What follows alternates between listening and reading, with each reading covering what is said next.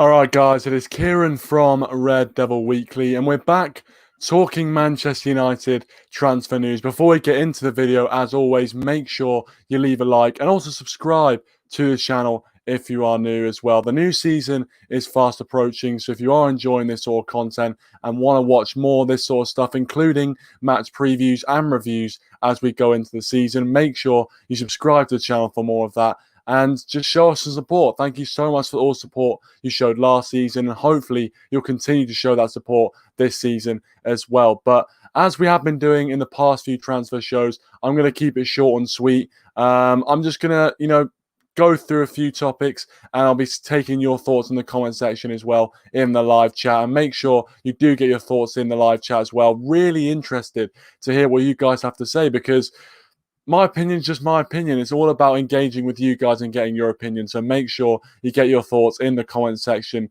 down below if you're watching in the video, or if you're watching live as Footy Live and KSIR, make sure you leave your thoughts in the live chat. We've got a few people here, as I said. Footy Live, KSIR and Krishna have joined us already. Thanks for joining, guys. Footy Live says, hi, Kieran, mate. Hope you're well. I'm doing well. I'm doing very, very well. I'm healthy, and really, if you've got your health, what else matters, really? So I'm doing well, mate. Hopefully you're doing well as well. Queso, thanks for having me on your video as well yesterday. Really appreciate it.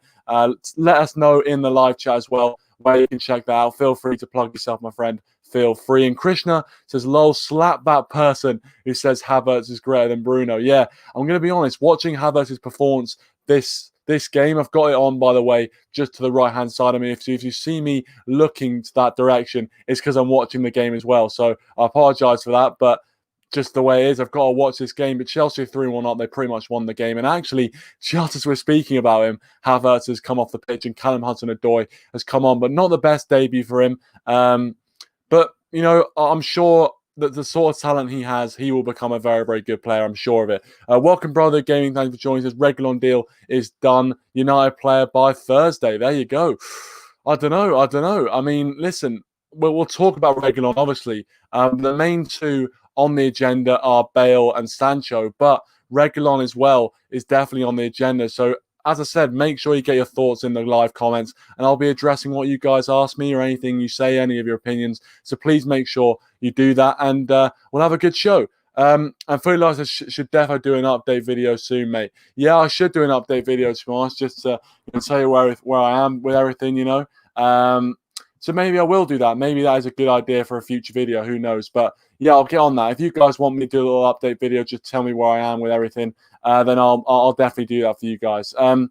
But we're going to start with the Gareth Bale rumours. Now, to me, I don't think there's much in this. I think this is complete Manchester United bullshit story, as usually is with Gareth Bale. We seem to get linked with Gareth Bale every single summer. There's always these photoshopped images of Bale and Man United kids, which, to be fair, you've got to say are really, really good photoshops. But at the same time, every time we're linked with Gareth Bale. It doesn't matter whether Bale has signed a new deal, we're still linked with him. I don't know what goes on with that. But this time, obviously, with Gareth Bale publicly saying he's not happy at Real Madrid and is looking for a move away, maybe the rumours are a bit stronger this time. Maybe I'm just being stupid. Maybe I'm getting sucked in once again. But who knows? I think the main story that's obviously being reported, you guys will have seen on social media, the United are open to loaning Bale for a season, just giving him a season at Manchester United if no deal can be struck with Jadon Sancho. Now, as time progresses with the Jadon Sancho deal, some people would say that we should start to look at other targets. If we don't bring in Jadon Sancho, realistically, is it worth having nothing? I mean, really, if we don't get Jadon Sancho, in my opinion, it's better to bring someone in, even if it's on loan. Now, I personally don't agree that Gareth Bale is someone we should sign on a permanent deal. I think he's 31 years old. He's past his prime. He's still a decent player, don't get me wrong. But he's past his prime. He's nowhere near worth the wages that we'd have to pay him, year on, year out, if we were to bring him in on a permanent signing. But as a loan deal, I don't think you can go too far wrong. That is, of course, if Sancho deal doesn't get done. If the Sancho deal gets done, there's no need for Bale, and we can just get Bale out of our lives. We can just forget about ever being linked with Gareth Bale ever again. And that'll be a great day, trust me, a great day for United fans. But As it is right now, the Jadon Sancho deal looks in a bit of jeopardy from the reports that are being circulated today, and we'll get onto that in a while. But if the Jadon Sancho deal is in a bit of jeopardy and ends up falling through, I think getting Bale on loan for a season isn't the worst option. It really isn't the worst option. You could do worse by bringing in Gareth Bale. You could do worse. You really could. Few of you comment on Bale. Christian going 18.7 million to sign Gareth Bale. Is that signing Gareth Bale, or is that his wages in a year added up? Because that would probably be the right amount for his wages added up for an entire year. But as I said, if that is his wages, then there's no way he's worth that sort of money, especially as a 31-year-old who's past his prime. But I think he's got a decent season left in him, at least one good season left in him. So who knows? Who knows? Footy Live says Bale to United isn't being talked about only in the media because United and Real Madrid are talking about Reguilon. Wouldn't worry about it. There are more alternatives. And I remember we had Tom on the show to talk about the potential alternatives to Jadon Sancho as well. So if you want to go check that video out, it'll be my second video before this one. So make sure you do check it out with Tom on the channel. And make sure you do check him out on Twitter as well, Transfer Tom and all that good stuff. If you want to put your Twitter in there, Tom, please do feel free to do so. But yeah, it was great to talk to him all about all things transfers. And if you guys want some of his insight, make sure you check out his Twitter. Krishna says, problem is salary, 300k a week. Exactly. 300k a week for a 31-year-old. 300k a week? Realistically, I don't mind paying that for a season. But when you're talking about, 4 or 5 seasons in the future, our wages are already ridiculous. And let's face it, we want players who really want to play for Manchester United, not because, a club's willing to pay the money for them so they'll just come over and play anyway. We want a player who's hungry to play football and hungry to do well for the badge. And if Gareth Bale is that, then I think he's worth it. But I'm not sure if he is. I'm really not sure. Issa's joined us. Thanks for joining, Issa. Really appreciate it as always. He says pretty much every player is linked with Manchester United. If the club wants to buy players, spend the money. They have the funds. Personal terms aren't an issue. The bid is. Just get the deals done, Woodward. Hey, I think you echo pretty well every United fan's frustrations right now. I mean, it's frustrating. It really is when you see the sort of funds that we have and you see those graphs. I'm not sure if you guys saw them on Twitter today. They were circulating around saying that the owners of Manchester United, the Glazer family, have taken the most money out of Manchester United, out of any of their own, any other owners in the league. And that's because of loan repayments. The fact we're in £600 million worth of debt. Every year, they're paying off debt. So it's almost miraculous that we were able to get Maguire and all those in last season, considering, they're always looking to pay off debt rather than, buying players for the club. So it is frustrating as a United fan to see that. It is frustrating. But in the end of the day, we have to keep, protesting against these guys because we've known this for so long. This is not new. This is not new news. It's not like a news flash. It hasn't just hit us. We know this has been going on for the last kind of 10 seasons since they took over, whenever they took over. This has always been happening with them at the helm. So are we surprised? Realistically, no, we're not surprised. We're not surprised this is the sort of thing that goes on. So in the end of the day, whilst they put some money into the club, the amount of money they've taken out way overdoes that. It's so much more. So it's frustrating from a United fans' point of view, but nothing's going to change as long as they're there. But my final thoughts on Bale really is that as 31-year-old, I think he's still got a good season, maybe a couple of seasons in him. And I think a loan deal, if the Sancho deal doesn't go through, wouldn't be the worst option. It wouldn't be the worst option. Listen, I know that a lot of people say that Bale is finished. We shouldn't be going anywhere near a 31-year-old Gareth Bale. He's injury prone as well, which is another negative. But for a season-long loan, I don't think it's the worst transfer you could do. As I said, you could do a lot worse than to sign Gareth Bale, in my opinion. But let me know your thoughts in the live chat. Really eager to know what you guys think. Footy Live is talking about the other alternatives. Coman, Dembele, and Douglas Costa are just 3 names on a 10-man shortlist. Now, I'll tell you what, Douglas Costa, I did see the links earlier on in the summer to Douglas Costa, and obviously they've died down now. Dembele as well, saw the links with him. And to be fair, Dembele wouldn't be a bad option either. I think in terms of longevity, I'd probably sign someone like a Dembele rather than loan him because he's got a lot more future pedigree. He's got a lot more potential than Gareth Bale does. Koeman as well, obviously got a Champions League under his belt this season, scored in the Champions League final, I think. So, yeah, he's got that sort of pedigree. He has got a winning mentality. So I think in terms of if the Sancho deal fell through, one of those, again, you could do worse than to sign one of those as a stopgap, and that's what people are saying. Daz has joined us. Daz is in the building. Thanks for joining. Really appreciate it. I saw that Sancho scored the penalty tonight. Yep, I did see that. Sancho got on the score sheet, and you know what? That is the perfect segue, Darryl. You provided me with a perfect segue to go on to the Jadon Sancho rumours. Now, the Jadon Sancho rumours, a few bits of information have come out today. Fabrizio Romano has tweeted out about an interview with the Borussia Dortmund Sporting director, saying that he believes that Jadon Sancho will be playing with Borussia Dortmund next season. Now, of course, that's not what Man United fans want to hear, but let's face it, is he going to say anything different to that? No. Why would he say anything different? Let's be honest. We've seen this before as well with Dortmund players. Mkhitaryan, we saw it with Aubameyang, we saw it with, we've seen it all with these with these Dortmund Sporting directors, that until the very last second before they leave, they come out with this nonsense. So for me, this deal is far from over. I think some clubs would look at that and say the deal's done. The fact that the sporting director has come out and said that Jadon Sancho is going to play for them, and he said it so confidently that he said that Jadon Sancho is going to play for them next season, you think, yeah, may as well just, go out of the deal. May as well just leave it there. But I think there's a lot more in this deal. And let's face it, we've known this from the very, very start, which in some ways is the most frustrating thing. But we've known this from the very start. We paid a £108 million transfer fee, or 120 million euros. That Dortmund want, he'll go, because the personal terms and agents' fees, all that has been agreed. The player wants to come to Manchester United. They're waiting on us. They're waiting on us to do the right thing and pay the money they want. At the end of the day, we saw this with Maguire. We saw this with Wan-Bissaka. We saw this with Bruno Fernandes.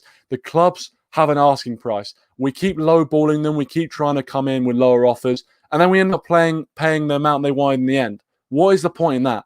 What sort of strategy is that? And as I said, the same thing about the Glazers. As long as Woodward and Matt Judge are in charge, that's the way the transfers are going to go. They're going to be long drawn out, and it's not going to be a fun experience for United fans. But as I said, that's the way it's going to go as long as they're in charge and we don't have a director of football doing the transfers. But yeah, listen, I've said so much about Jadon Sancho in the last few videos, and I'm sure you guys will be repeating the same things as well in the live chat in the comment section below. But this signing, realistically, for Manchester United needs to get done. It needs to happen. If it doesn't happen, it's deeply, deeply embarrassing. Not just for the fan base, but for the club. Because all this talk about Jadon Sancho, the whole summer has been about Jadon Sancho. And yet, if we don't bring Jadon Sancho in, it'll be deeply embarrassing. And also, we'll be left with a subpar standard squad.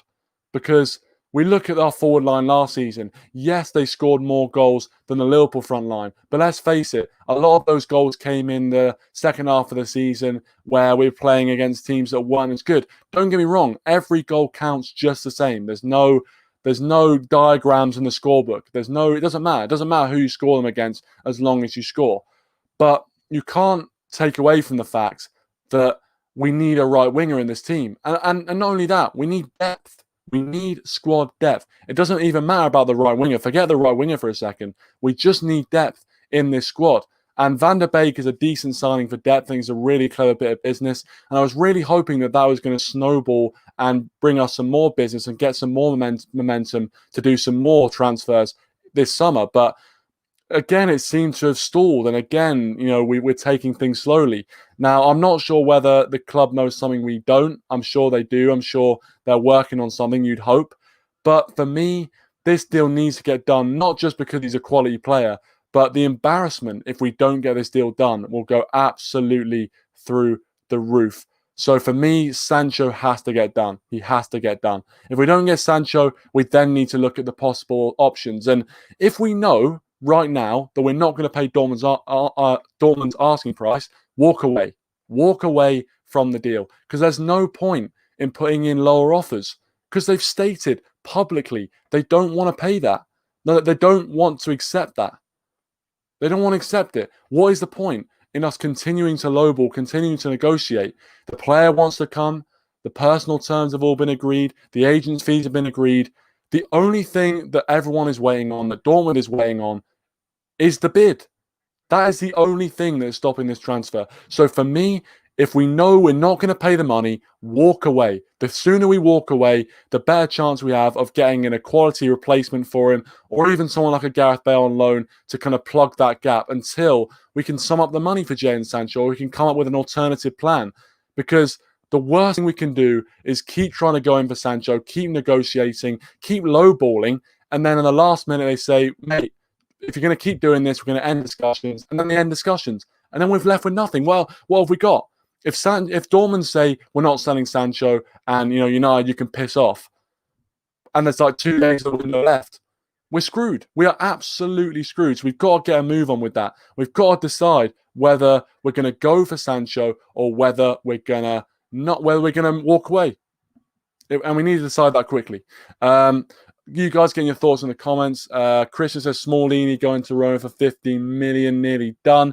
Yeah, I heard that Smalling was having some talks at Carrington today. Looks like he's going to be leaving for 15 million. Hey, maybe that'll help us fund some other transfers. I hope it does. Chelsea finished 3-1 victory. No goals for Werner or Havertz on their debut, but fairly comprehensive victory for Chelsea in the end. Although I thought Brighton, to be fair, were decent. But anyway. Footy Live says, Man United have had agreement with Thiago, so do Liverpool. The problem is the fee for a player of his age. Yes, listen, Thiago is another one which is on the lips of a lot of United fans. I saw a few tweets today saying that United ended their pursuit in Thiago, and a lot of people, and me included, thinking that once again we've been used as a name to get Liverpool to bid the fee that Bayern Munich want. And I would not be surprised. I really wouldn't be surprised. But let's be honest, I reckon Thiago wants to go to a club like Liverpool more than Manchester United. It pains me to say that. It pains me to say that. Like, realistically, would you rather go to Liverpool where you're in line to win trophies every season? Manchester United, I see the appeal of Manchester United. I'm not just saying that because I'm a Man United fan. But, the way we're starting to progress, you've got Bruno for young players as well. It's a good place for you to kind of be nurtured in right now. But Thiago is not one of those players with he's 29 years old. He's not getting any younger. So is Manchester United the right place for him? I'm not sure. But the final guy I'm going to talk about is Sergi Reguilon. For me, I think this deal could get done. This deal could definitely get done. Obviously, the Real Madrid talk with Gareth Bale and all that. Tom is talking about potentially the reason why the Gareth Bale rumors are coming up is because we're linked with Sergi Reguilon. Now, I'm not sure how true that is. Obviously, Tom seems to have more insight than most. So, I'm not calling you a liar, Tom. I've got no idea, to be fair, but we'll see what happens. But the Reguilon transfer, for me, seems like a no-brainer. I don't understand why we wouldn't get this transfer done. At under £30 million for a fullback that just was so good against us. He was so good. And there's a reason why Real Madrid are wanting a buyback clause. Now, I believe this is one of the main reasons why this deal is stalling, is because Real Madrid want to put that buyback clause in there, and Man United aren't that sort of club to have a player come in with a buyback clause, because we're not a selling club. We're not one of those clubs where, we're just a stepping stone. Maybe I'm wrong. Maybe I'm just not accepting the facts, but I don't think we're a stepping stone. We're not. We haven't sunk that low just yet, lads. We haven't sunk that low just yet to be a stepping stone for players. I don't think we have. I really don't. And to have a buyback clause on a player is just like, what is the point for us? We might get one good season out of Reguilon, and then Real Madrid go, you know what, we're buying back for 50 million, whatever. We don't roll like that. So for me, Reguilon, if he is to come in, I wouldn't want that buyback clause. I really, really wouldn't. So for me, I think we should get the deal done. As I said before, depth. Depth is the operative word of the day. Man United need depth. We all know this. To bring in someone like Reguilon, even if he isn't going to start, I don't see why that's a bad deal. If anyone wants to tell me why that's a bad deal, please do let me know in the live chat or the comment section below. But I don't see how bringing in a left back of that quality can be a bad deal for anyone. Yes, we've already got Luke Shaw, and I think a lot of people would agree that Luke Shaw is our best left back at the club, our starting left back, and probably will start against Palace on the weekend. But if you have Reguilon in there, Luke Shaw, who, let's face it, and let's face the honest truth, has been plagued by injuries and has been injured for at least 3 months every single season. Realistically, you need someone as backup who's quality, who can just step up to the first team and do a job, and do a very good job at that. And Brandon Williams, he's still 19 years of age. He's still got a lot of time to go in that Manchester United in a Manchester United shirt, and I'm sure he'll become a very, very good fullback. He's got all the traits of a very, very good fullback, but he's still 19 years old. And we saw last season he does have a few errors in him. He's not the finished article whatsoever. So for me, if we bring Reguilon in, whilst that will also bring competition, it'll also take a bit of the pressure off Brandon Williams, who will be able to properly, be nurtured by the coaches and be able to come through more naturally. You look at someone like Daniel James, for example, in his position. This season, he hasn't been able to have that transitional season because Rashford and Martial have been injured. So James has had to come in and play more games than probably even he thought he was going to play. So he hasn't been able to have that transitional season where, he beds in and gets used to Premier League football. But now he's had to play games straight away. A 21-year-old Daniel James has had to come into the team and start straight away. And to be fair, he started very, very well. But Daniel James is just one example of a few players in this team, like Brandon Williams, who have had to come into the team because of injuries, because our squad depth is so light. And Daniel James was not meant to be a starting player for this team. He was meant to be, he was simply meant to be someone who was going to come off the bench, someone who's going to slowly improve in the background, and then we could introduce him. But this is the problem with our lack of squad depth, is those sort of players have been thrusted into the deep end, and then they get pelters from the fans because they're not good enough. Realistically, can you blame them? Can you blame them? But anyway, that's just my little mini rant over about that. But squad depth is the key, and for someone for under £30 million, Reguilon, I think surely we should get the deal done. Surely. I think that's a great deal to be done. The buyback clause thing is obviously got to be sorted out, and that is a little bit of a problem. But if we get this deal done, it'll mean a lot for our squad depth in terms of defence. A lot. And it'll just increase the confidence as well in the players and the competition, because let's face it, Luke Shaw and Aaron Wan-Bissaka haven't really had too much competition. Dalot looks like he's on his way out as well at right back. So the competition is needed for quality to be shown on the pitch. If you just keep picking one team, where's the motivation? If you know you've got your place in the team sorted, where's the motivation to train hard, to work hard, to try things and to impress the manager? Where is that? So for me, you should do, in my opinion. Fully Live is saying that Bale is an option, just like everyone else on the list. Would take, however, mate, yeah, as with all Bale rumours down the years, Photoshop picture coming out very, very soon, I'm sure. But I think this week there'll be a lot of transfer news coming out, a lot of weird, wacky rumours. The press think that Man United are going to want to go for players, and when that happens, it's a gold mine, an absolute gold mine for the media, because they can start making any old shit up and people are going to lap it up, because we're so desperate for signings that any little glimmer of hope, people are going to hold on to and read. So the media, this is an absolute gold mine for them, this situation. If Ole Gunnar Solskjaer came out and said, we're done, we're not doing any more business, the media would be sad. They'd not be happy with that. Because there's still a possibility here that we could sign players, and there's a lot of players on the market that have very high click value for them. Tell you what, they're swimming in it. Here comes the money for them. So, yeah, it's a gold mine for them. But listen, we know this as Man United fans. We've experienced this time and time again. The rumour mill going round and round and round, and most of it being bullshit. There'll be one glimmer, one light at the end of the tunnel, which is the truth. But ultimately, most of it will be absolute tosh. But this Reguilon deal seems like it could definitely happen. So let me know your thoughts in the live chat and the comment section below about anything I've talked about tonight. But I'm going to end it there, guys. Thank you so much for watching. As I said at the start, please do make sure you leave a like if you did enjoy today's video. Subscribe to the channel as well if you're new. We're trying to get to 830 subscribers as we head towards the new season, and I'm absolutely buzzing for this new season. I really, really am. Looking forward to seeing Man United back in the Premier League. It's great to see all the other teams play. Great to see Premier League football back. And Man United are back next weekend against Crystal Palace. It's going to be a big one. I'm going to be doing my live preview for that as well, so make sure you check that out. But I will be live and we're doing videos, of course, if any more transfer news come out. And to be honest with you, I do think there'll be some more transfer news in this week. I expect this to be a very, very big week for Manchester United. Make sure you leave that like, hit that like button, subscribe to the channel if you are new. Sifo, thanks for joining, mate. Really appreciate it. But anyway, thanks for watching, and I'll see you guys in the next one. Thanks for support, and I'll see you guys in the next one.